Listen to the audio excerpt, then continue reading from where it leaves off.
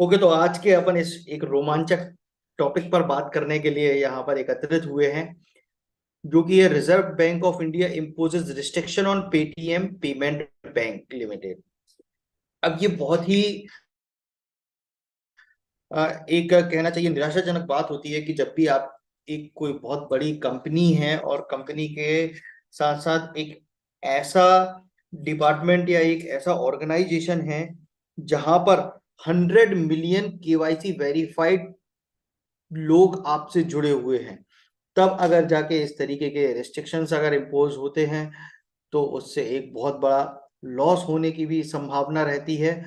और तो आज हम यही डिस्कस करने जा रहे हैं यहाँ पर कि ऐसा पेटीएम ने क्या गुनाह कर दिया है जिसके तहत उस पर ये सारे के सारे रिस्ट्रिक्शंस लगाए जा रहे हैं, और आगे उनको क्या ऐसा करना चाहिए जिससे कि उनके रिस्ट्रिक्शंस जो लग रहे हैं वो ना लगें और वो एक बेहतरीन सेवाएं अपनी जिस तरीके से देते जा रहे थे वो अपनी सुचारू रूप से चल सके। जैसा कि आप सभी लोग और बहुत अच्छे से जानते होंगे कि जब भी हमारे देश में कोरोना काल था तो उस वक्त जब हमको डिजिटल क्रांति की जरूरत थी, मतलब डिजिटल क्रांति तो उस समय चल रही थी, पर डिजिटल क्रांति के साथ साथ अगर हम फाइनेंस टेक या फिनटेक टेक्नोलॉजी की तहत अगर हम बात करें तो फिनटेक की क्रांति को लेके आया था पेटीएम, जो एक हर व्यक्ति छोटे से छोटे तबके तक पहुंचा था, है ना। तो ऐसे एक बैंक के बारे में आज हम डिस्कस करने जा रहे हैं। तो ये देखो, ये पेटीएम का पीओएस मशीन है ना। ये क्या कर रहा है, अट्रैक्ट कर रहा है मनी को। मतलब यहाँ पर जो क्यूआर रहता है आज, मतलब जब अपन देखते हैं कि सब्जी वाला, ठेले वाला, दुकान वाला, हर जगह आपको इस तरीके का एक बेहतरीन पीओएस या एक स्कैनर दिखाई देता है जिसको स्कैन करके आप पेमेंट कर देते हैं, है ना। तो इससे दोनों के लिए सुविधा होती है, कस्टमर के लिए भी बहुत सुविधा होती है और जो दुकानदार है या जो शॉपकीपर है उसके लिए भी बहुत सुविधा होती है कि वो आपके पेमेंट को आसानी से एक्सेप्ट कर सकता है। और एक और, इस तरीके के जब हम बिल्स पे करते हैं तो उसमें एक सुविधा होती है जो कि डायरेक्ट बेनिफिटेड होती है किसको, दुकानदार को, कि उसको कैश का ट्रांजेक्शन नहीं करना पड़ता है। अब उसको देखो, कैश यहाँ पर भी नहीं गिनना, घर ले जाकर भी कैश नहीं गिनना, फिर घर पर या मतलब कैश का लॉस होने की अभी डर नहीं रहता है। देन उसका वो टाइम बचता है कि उसको बैंक में जाके अपने अकाउंट में डिपॉजिट कराना है। तो इतनी सारी चीजों का एक बेनिफिट हो जाता है, मतलब सीधा सीधा उसको विन विन कंडीशन होती है दोनों तरफ से। शॉपकीपर के लिए भी विन विन कंडीशन होती है और यहाँ पर कस्टमर के लिए भी विन विन कंडीशन होती है कि उसको भी कैश के सारे जो भी दायित्व है वो नहीं निभाने पड़ते, और सीधे स्कैन किया, पे किया एंड आगे दे दो। Action against Paytm payment bank. अच्छा, मैं आप सभी लोगों से पूछ रहा हूँ, मेरी वॉइस क्लियर है? जो मैं डिलीवर कर रहा हूँ आप लोगों तक पहुंच रहा है?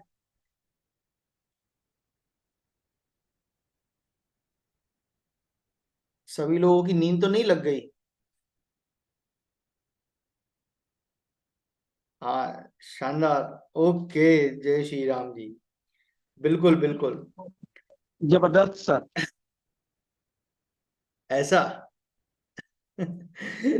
चलिए, तो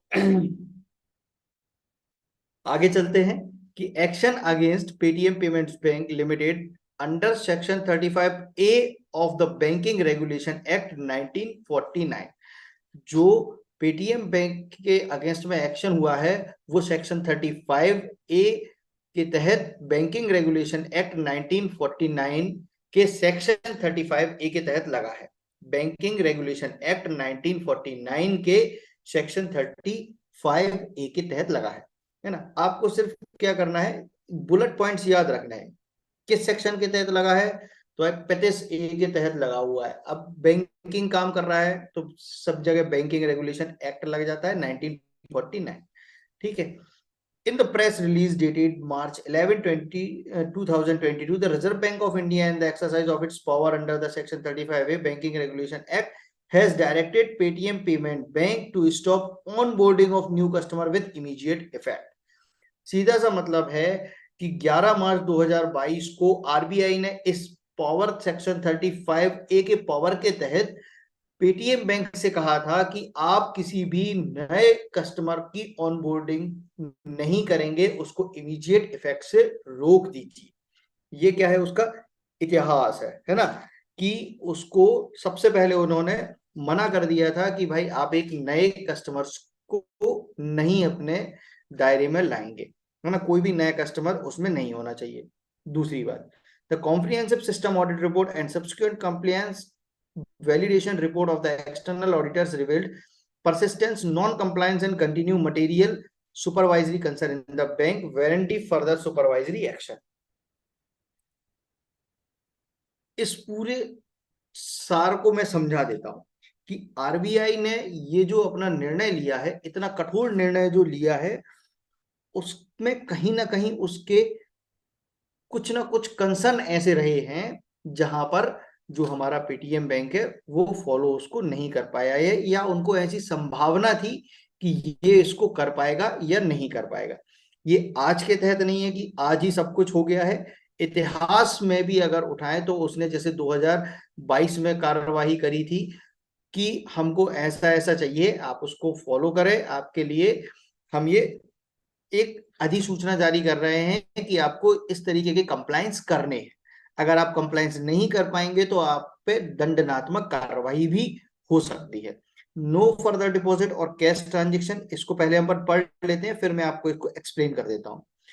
नो फर्दर डिपॉजिट और क्रेडिट ट्रांजेक्शन और top up shall be allowed in any customer account, और ये कब से होगा, आफ्टर 29 फरवरी 2024। कोई भी डिपॉजिट नहीं होगा, कोई भी क्रेडिट ट्रांजेक्शन नहीं होगा, टॉपअप नहीं होगा, फास्टैग में टॉपअप नहीं होगा। एनसीएम एनसीएमसी कार्ड्स, जिसको नेशनल कॉमन मोबिलिटी कार्ड्स भी बोलते हैं, national common mobility cards etcetera, इन सभी में भी कोई भी टॉपअप नहीं होगा। ये सारी की सारी सुविधाएं जो है वो 29 फरवरी से बंद कर दी जाएंगी, और इनका जो 29 फरवरी से बंद होंगी, और साथ में इनका जो क्लियरेंस टाइम दिया गया है कि अगर किसी का रेसिडुअल भी बच जाता है, अगर कोई व्यक्ति ऐसा है जो पाइपलाइन में फंसा हुआ है, किसी का टेक्निकली नॉन टेक्निकली कोई अदर कारण भी हो सकता है, और अगर कोई ट्रांजेक्शन ऐसे है जो पाइपलाइन में है, तो उन सभी पाइपलाइंस को क्लियर करने के लिए 15 मार्च 2024 तक का भी समय दिया गया है। तो यहाँ पर दो डेट्स इंपॉर्टेंट है, 29 फरवरी 2024, और ऐसे केसेस जो पेंडिंग केसेस है या पाइपलाइन के केसेस है उनके लिए 15 मार्च 2024। withdrawal or utilization of balances by its customer from their accounts including saving bank, current account, prepaid instruments, FASTag, national common mobility cards, यही NCMC etc. are to be permitted without any restriction up to their available balances.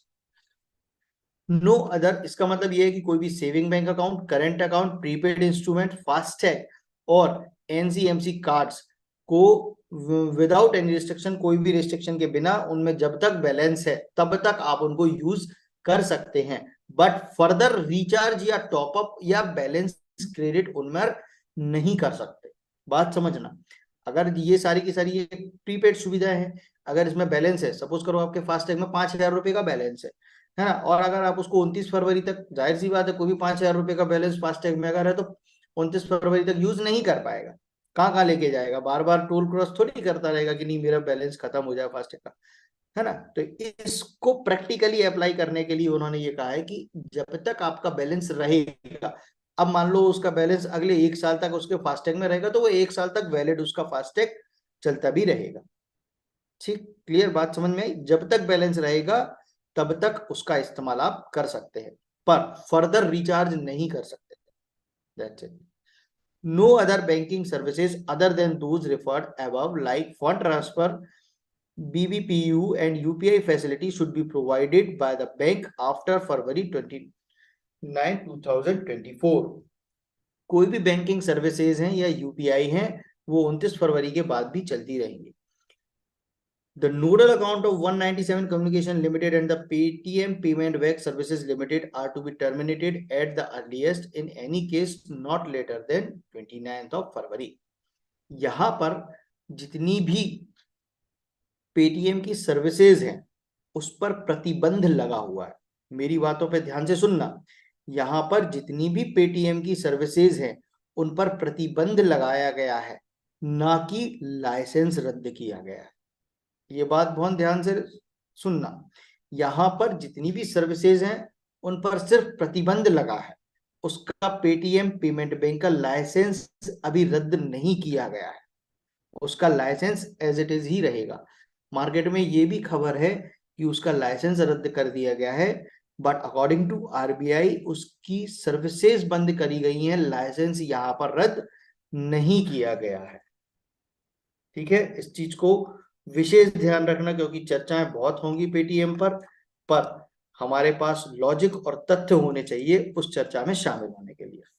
Prohibition on banking operations, ठीक है, banking operations पर prohibition रहेगा। Continue app operation और limited payment bank services, कब तक? जब तक कि उनमें बैलेंस है। टर्मिनेशन ऑफ नोडल अकाउंट, जो भी उनके नोडल अकाउंट हैं या जो पेटीएम पेमेंट बैंक की जो पेरेंट कंपनी है 197 and Paytm payment bank have been terminated by the central bank as a part of regulatory measures, उसके बैंकों पे प्रतिबंध लग जाएगा। ठीक है, अब इसका जो बैकग्राउंड रहा है उसके बैकग्राउंड पर हम थोड़ी सी चर्चा कर लेते हैं।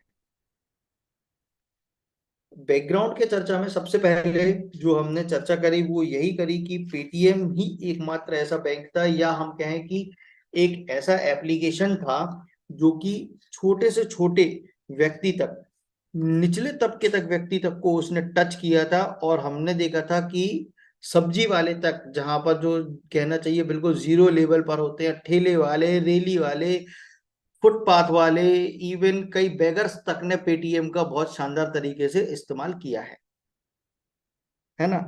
इस तरीके से उसका बहुत शानदार तरीके से उन्होंने इस्तेमाल किया है। 2018 में भी इसकी पेटीएम पेमेंट बैंक की जांच हुई है ना, और उसमें जांच हुई तब से ही आरबीआई इसके पीछे पड़ गया था, और इस पर नजर रखना, क्या है कि इस पर नजर रखना उन्होंने स्टार्ट कर दिया था, है ना। ये कहां से कहानी स्टार्ट हो गई? 2018 से।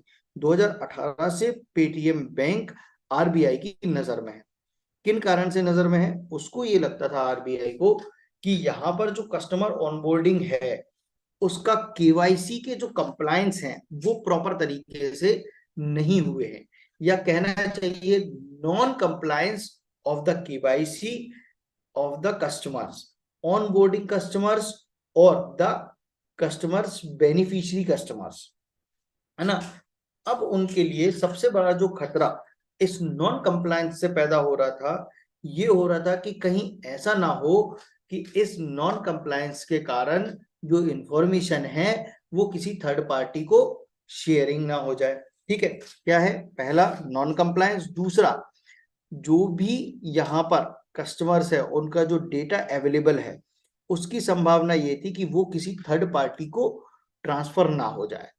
ऐसी संभावना इसलिए थी क्योंकि एक, मतलब एक बैरियर होता है ना, जैसे सभी बैंक होते हैं उसमें एक इंफॉर्मेशन का बैरियर लगा हुआ होता है। उस बैरियर के कारण क्या होता है कि कोई भी इंफॉर्मेशन वहीं के वहीं रहती है, किसी भी थर्ड पार्टी को ट्रांसफर नहीं होती है। तो इस तरीके का कोई भी बैरियर यहाँ पर ओसीएल ने नहीं लगाया था। यहाँ पर ओसीएल से मेरा मतलब है 197 कम्युनिकेशन लिमिटेड। अब अगर हम बात करें पेटीएम की, तो पेटीएम किसकी सब्सिडरी कंपनी है? पेटीएम की पेरेंट कंपनी जो है वो ओसीएल है ना। पेटीएम की पेमेंट कंपनी ओसीएल है। ठीक है, अब ओसीएल जो हुई, ओसीएल में जितनी भी इंपॉर्टेंट इंफॉर्मेशन थी उसमें कोई भी बैरियर नहीं लगा हुआ था, जबकि वहां पर बैरियर लगा होना चाहिए था। अब बैरियर लगा होने नहीं लगा होने से क्या होता था कि ऐसी संभावना थी कि इनकी जो सूचनाएं हैं, जो इंफॉर्मेशन है, जो डेटाबेस है, वो किसी थर्ड पार्टी तक ट्रांसफर हो सकता है, इसलिए यहाँ पर उस पर रिस्ट्रिक्शन लगाया। अब हम चलते हैं कि कुछ ऐसी बात जो यहाँ पर अवेलेबल नहीं है, बट और अगर रिसर्च करेंगे तो आपको मालूम पड़ेगी। अब जब आप रिसर्च करेंगे तो आपको मालूम क्या चलेगा कि चीन की जो, फर्स्ट थिंग पहले देखो, अपने दिमाग में आंख बंद करके एक इमेज बनाना।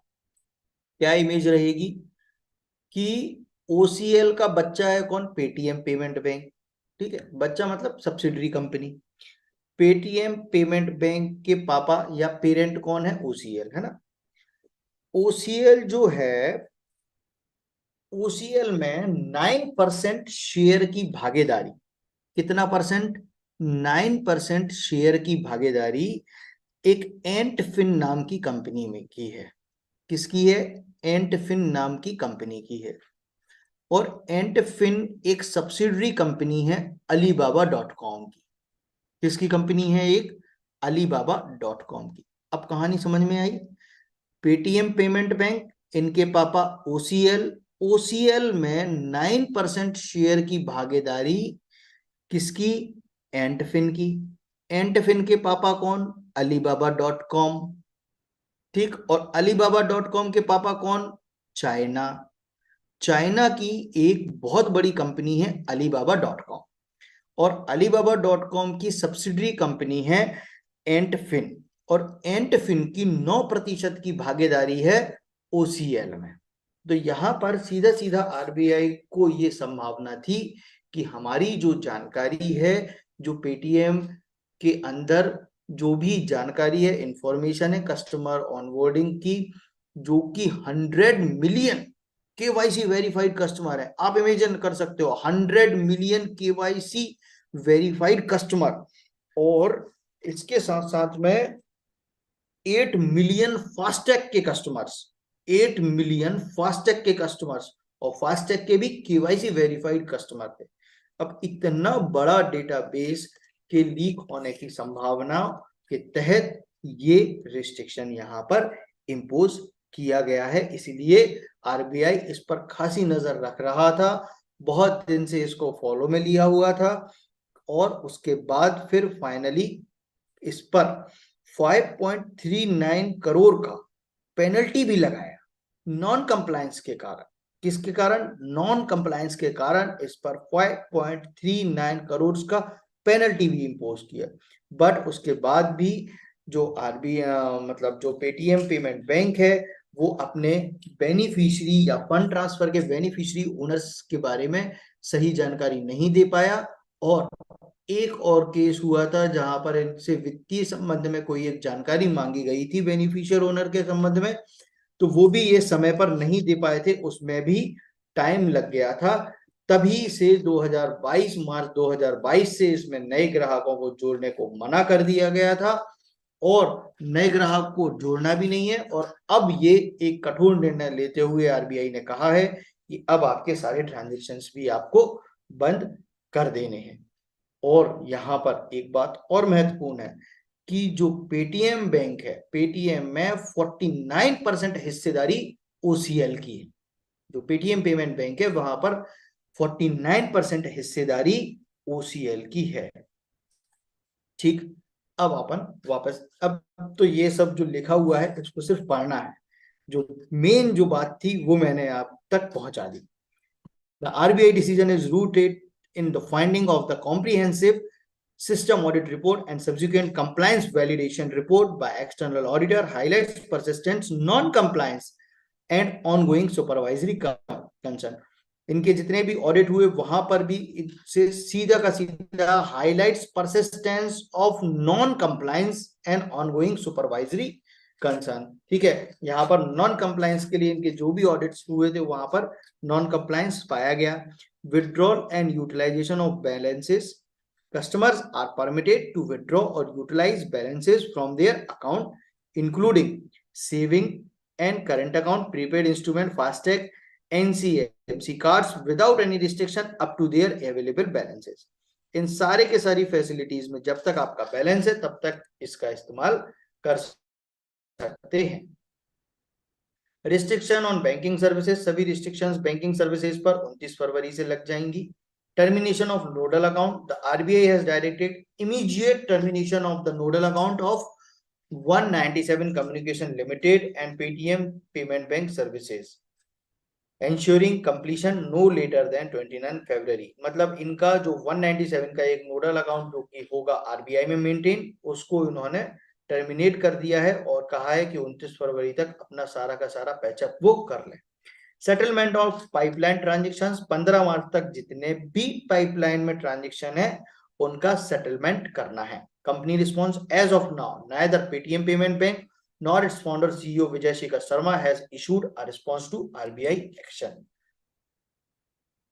पर यहां पर हाँ, एक और बहुत इंपॉर्टेंट बात यहां पर प्रश्न बन सकता है कि who is the CEO of Paytm payment bank. तो CEO of Paytm payment bank is Vijay Shekhar Sharma.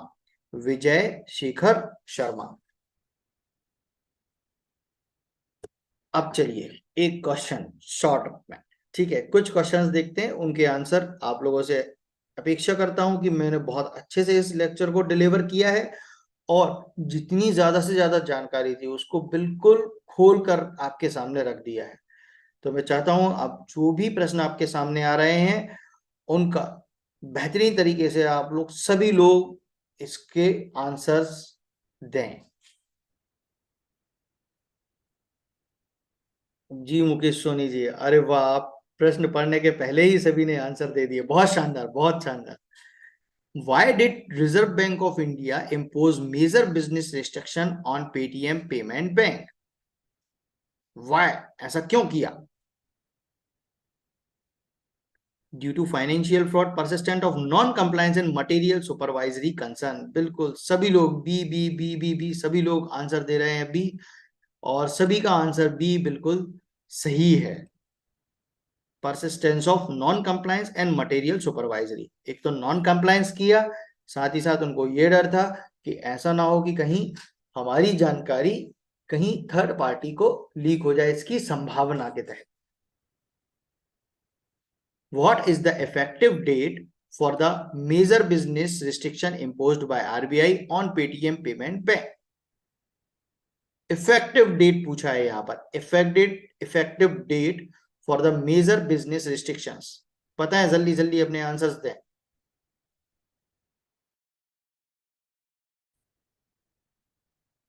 Viren जी ने कहा सी, मुकेश जी ने February 29, राजेश जंजन जी ने भी सी। अच्छा, इसमें भी अभी कंफ्यूजन है आप लोगों को कि 29 फरवरी होगा या March 15 होगा। भाई देखिए, जितने भी इनके बिजनेस से रिलेटेड जितने भी रिस्ट्रिक्शंस हैं, बिजनेस से, मैं फिर से आपको दोहरा रहा हूं, मेरी बातों पर ध्यान देना, बिजनेस से रिलेटेड जितने भी रिस्ट्रिक्शंस हैं वो सारे के सारे इनको क्लियर करना है 29 फरवरी तक।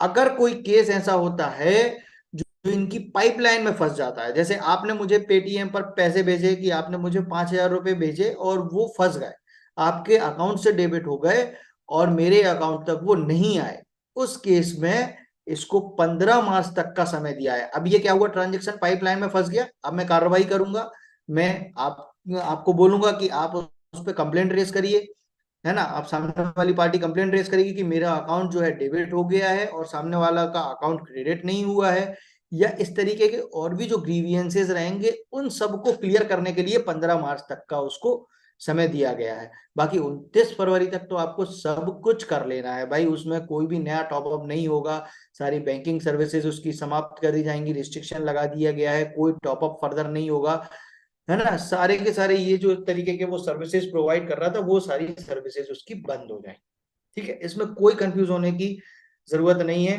15 मार्च पाइपलाइन, याद रखो, 15 मार्च पाइपलाइन, 29 फरवरी सब कुछ बंद, ठीक, 29 फरवरी सब बंद, 15 मार्च पाइपलाइन। क्लियर? अभी क्लियर है सभी को? What is the specific action are prohibited by the RBI directive regarding Paytm payment bank? Accepting first deposit or credit transaction or top up in the customer account, या all the above? D D D D D सभी लोगों का answer D बिल्कुल सही answer है, D. What prompted the previous RBI order in March 22 regarding Paytm payment bank? What prompted the previous RBI order in March 22? March 22 में उन्होंने क्या कहा था? High profit, compliance with regulatory standard और financial transparency, या customer satisfaction, या high profit.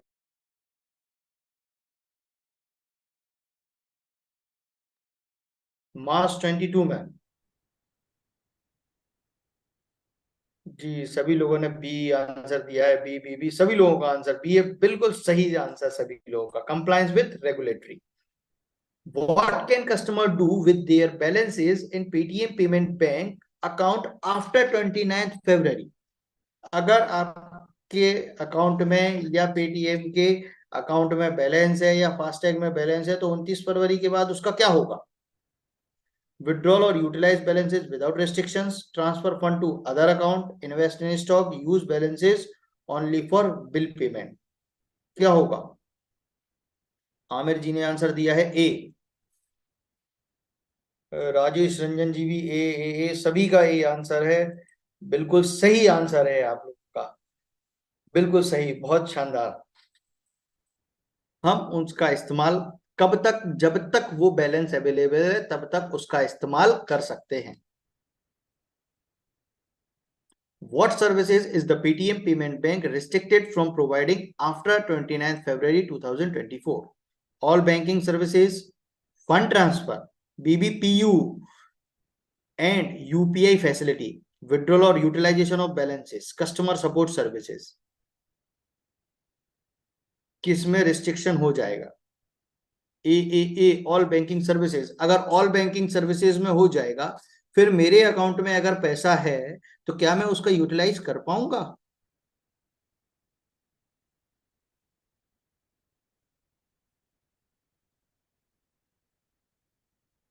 हाँ, एक बात और मैं यहां पर आप लोगों को बताने को भूल गया। आरबीआई ने अभी जितनी भी बात कही है ना, जितनी भी बात कही है, वो फंड ट्रांसफर के लिए, बीबीपीयू के लिए, यूपीआई फैसिलिटी के लिए, और नए कस्टमर ऑनबोर्डिंग के लिए, टॉपअप के लिए, और जितनी भी उनके पास क्रेडिट फैसिलिटीज थी उनके लिए कहा गया है। पर अभी तक भी कोई भी गाइडलाइन ऐसी जारी नहीं करी गई है जिसमें उनके द्वारा इन्वेस्ट किए गए म्यूचुअल फंड की बात हो, उनके द्वारा दिए गए हुए लोन्स की बात हो, उनके द्वारा दिए गए कोई भी क्रेडिट फैसिलिटी या उधारी फैसिलिटी की बात हो। मतलब अभी इनका जो लोन वाला जितना भी पोर्शन है, जहां पर लोन वाला जितना भी पोर्शन है, उसके बारे में आरबीआई ने अभी कोई भी गाइडलाइन जारी नहीं करी गई है। ठीक है। आप जैसे आप सभी लोग बैंकिंग में हैं तो आप लोग जानते होंगे ओआरएम और सीआरएम, है ना? तो यहाँ पर सीआरएम के बारे में अभी कोई भी गाइडलाइन आरबीआई ने जारी नहीं करी गई है ना? मतलब पहले होता था ना कि जैसे अगर कोई पीओएस मशीन लेता है, कोई व्यापारी लेता है, तो उसके लिए ऑफर रहता है कि भाई आप 2 लाख रुपए तक का लोन भी अपने बिजनेस के लिए ले सकते हो। तो बहुत सारे व्यापारी ऐसे होंगे जिन्होंने ये 2 लाख रुपए का लोन लिया होगा। अब धीरे धीरे करके वो उसको पटा रहे हैं। पर अभी उसके बारे में कि भाई वो उनका लोन रहेगा या फिर डिसॉल्व हो जाएगा पेटीएम को डिसॉल्व होने के बाद, इसके बारे में अभी आरबीआई ने कोई भी फर्दर गाइडलाइन जारी नहीं करी गई है। क्लियर ये बात? तो इस चीज का भी ध्यान रखना। इसको आप याद रख सकते हैं कि उन्होंने जितनी भी बात कही गई है ओआरएम की बात करी गई है, सीआरएम के बारे में अभी कोई बात नहीं हुई। तो इसका सही आंसर है fund transfer, BBPO and UPI facilities. When is the deadline for the termination of nodal account of 197 limited? अब बिल्कुल सही आंसर मुझे यहाँ पर सभी लोग दो। बिल्कुल सही आंसर।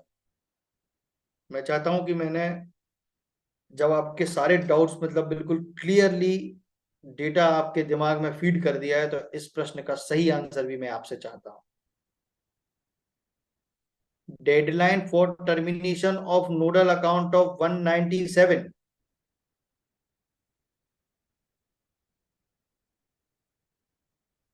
ओंकार सरन जी ने आंसर दिया हुआ है सी। अरे सी ओंकार सरन जी, सी कैसे? सी तो निकल चुका भाई डेट। राजेश रंजन जी बी, संतोष कुमार जी ने भी बी, रामाकृष्ण जी ने भी बी। देखो, आंसर देख के आंसर मत दो। ठीक है, कि एक ने अगर बी दिया है उसमें दिमाग ना लगाओ। क्या? कि नोडल अकाउंट 197 का टर्मिनेट करने के लिए कौन सी तारीख दी है?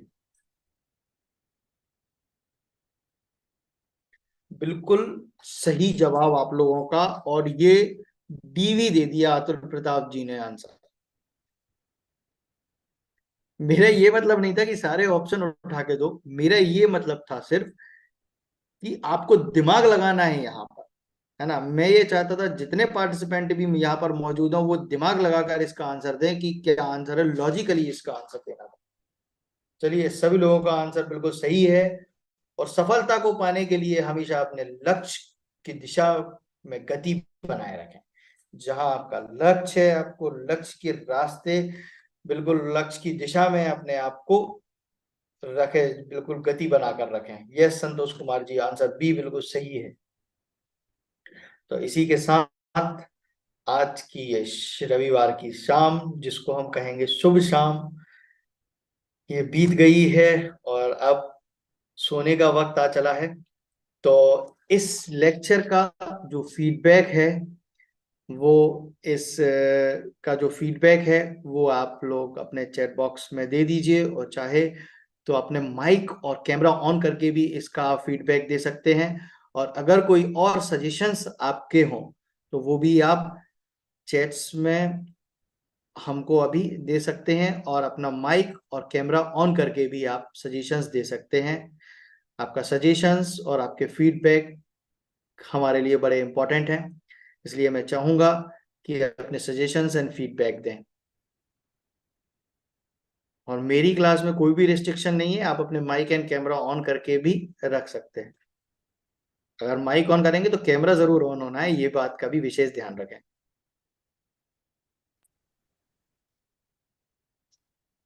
सर गुड इवनिंग, मुकेश बोल रहे हैं sir, state bank of India से। Good evening sir, Mukesh ji नमस्कार, बहुत बहुत स्वागत है आपका।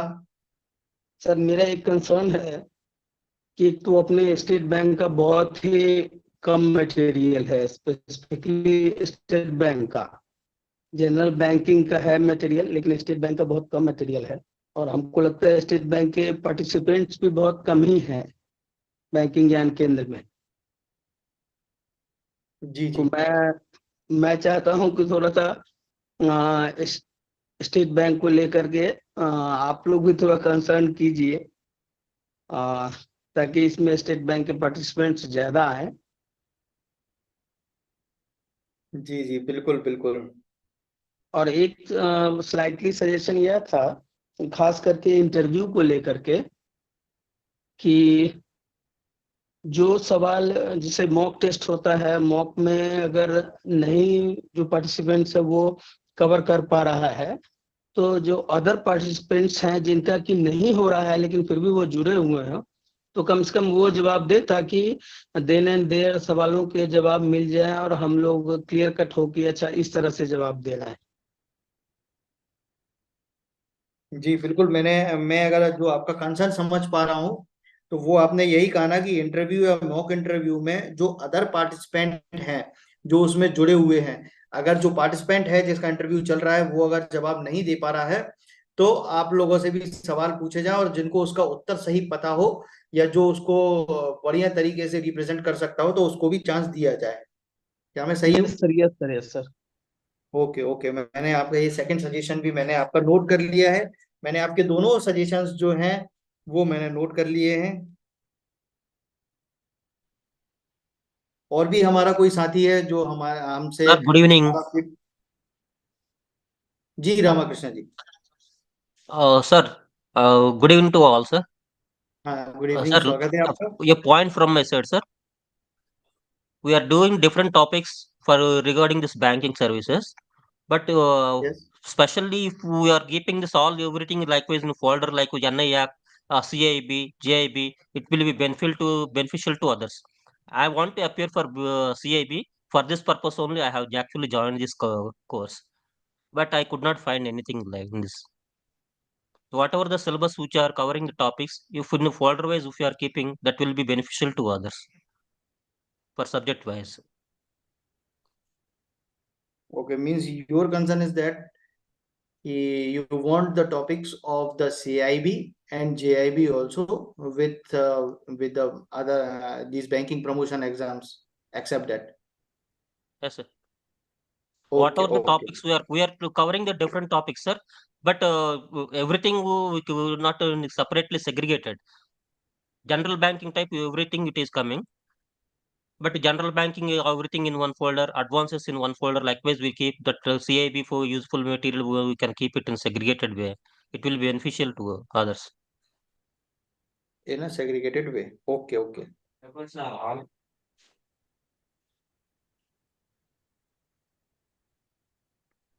जी, मैंने आपका भी सजेशन नोट कर लिया है, इस पर भी हम काम करेंगे। और भी हमारा कोई शुरू साथी करेंगे है सर जो, CIB का। इज हाँ in proposal anything in pipeline for CIB? हाँ, अभी जेआईबी एंड सीआईबी के लिए क्लासेस हैं, वो जल्दी आप लोगों को उसके बारे में बता दिया जाएगा। और जो आपने बताया कि इनका सेग्रीगेशन में रहे कि ये जेआईबी के लिए स्पेशल, ये सीआईबी के लिए स्पेशल, उसके बारे में भी हम लोग अपनी मीटिंग में चर्चा कर लेंगे। और उसका सेग्रीगेशन का जो काम है उस पर भी आपने जो हमको सजेशन दिया है, बिल्कुल अमूल्य सजेशन है, उसमें बिल्कुल पारदर्शिता के साथ उसको प्रेजेंट किया जाएगा। Thank you very much sir, and good night to all. Good night, good night. और भी किसी के कोई सजेशन है और या फीडबैक? आज का presentation it is very nice sir, the pictorial wise, the graphic side okay, it is okay, very much readable, presentable, everything it is very clear. Thank you for this sir. Okay, okay, thank you, thank you, thank you sir, thank you sir. तो आप सभी लोगों से इजाजत चाहूंगा। सभी को शुभ रात्रि, गुड नाइट।